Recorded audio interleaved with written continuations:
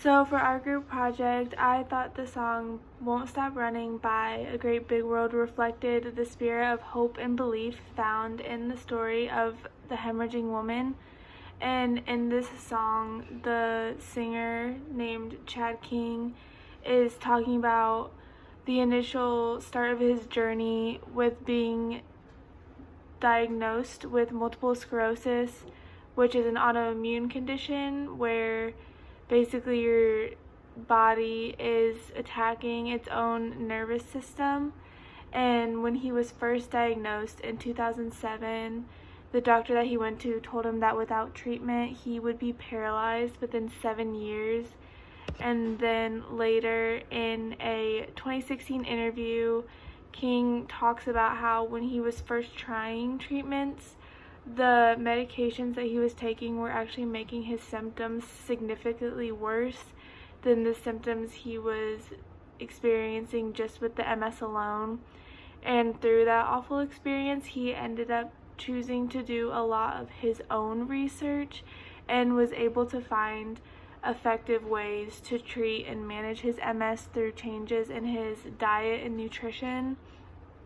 And he ended up writing the song Won't Stop Running almost 9 years later as a response to that doctor who told him all those years prior that without medication at that point in his life he would be paralyzed.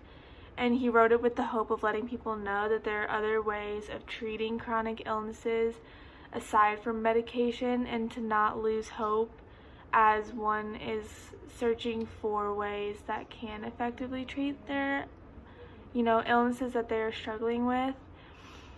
And hearing the song and reading and hearing about King's explanation of the inspiration behind the song really reminded me specifically of the verses at the very start of the story about the hemorrhaging woman saying, "And a woman was there who had been subject to bleeding for 12 years. She had suffered a great deal under the care of many doctors and had spent all that she had, yet instead of getting better, she grew worse."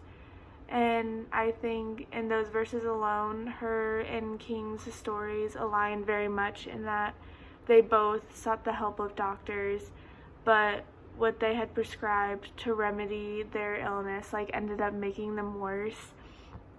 And I think that the hopefulness for change expressed in King's song reflects the hope of the woman in the crowd when she sought Jesus, after 12 years of suffering and after having no doctor that was able to help her. She had no hope left. And there are two particular lines in the song that I think also could correlate to the hemorrhaging woman. And in one part, King is singing about a desire to love and be one who is loved, and then about the ability to tear off the labels that are surrounding his illness.